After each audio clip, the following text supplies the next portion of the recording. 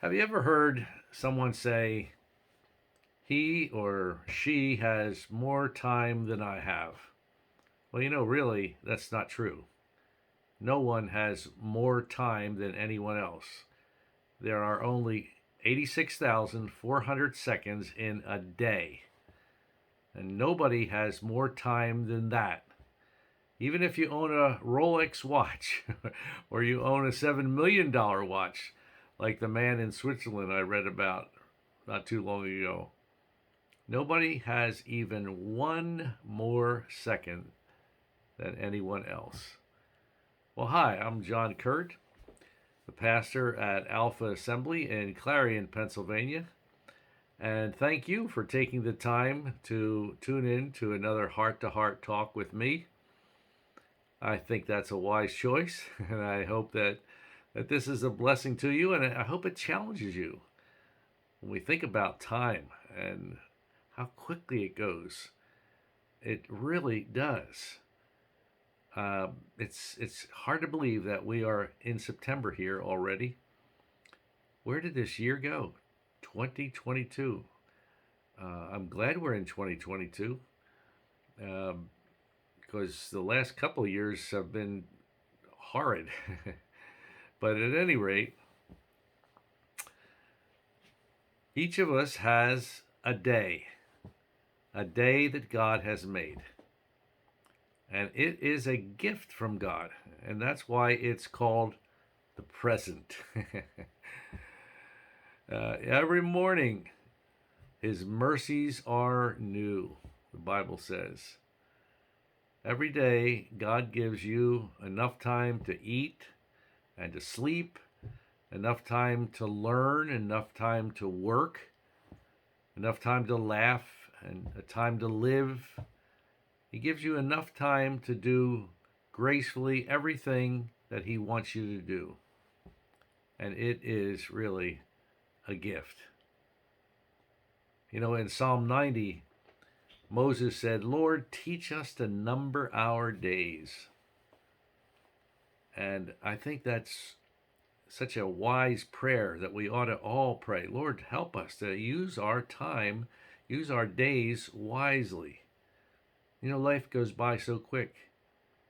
And I figured out a few years back how many days it takes to make 70 years. The Bible says we have 70 years, give or take, a few.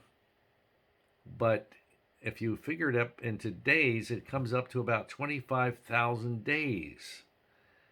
Now, I don't know about you, but somehow 25,000 days seems like a lot less than 70 years. But that's how many days is in 70 years. And so if you're 35 years old, you only have 12,500 days left.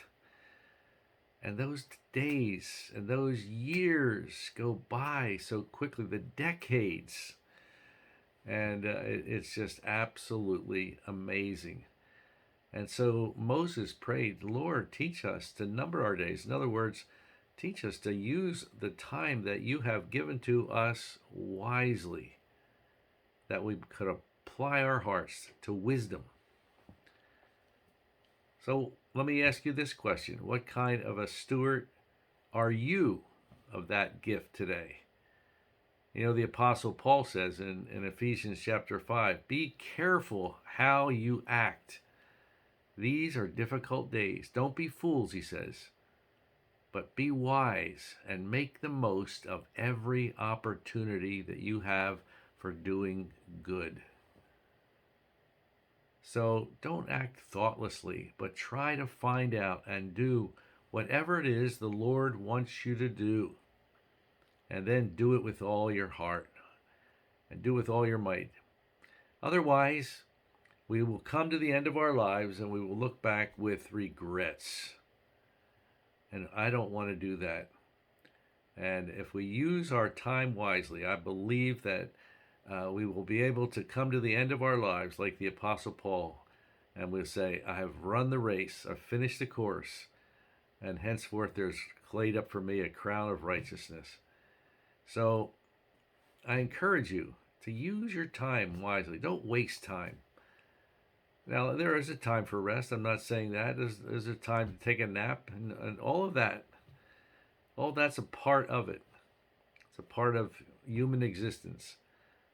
But when you are awake, be thoughtful, be vigilant, uh, take the opportunities that are there for you, and especially use those opportunities to do some good in the world, do some good for your neighbors, do some good for your family, and you'll be glad you did when the present is gone. Well, thanks again for joining me, taking the time out today. I think it was a wise choice, and I hope that you have a great day.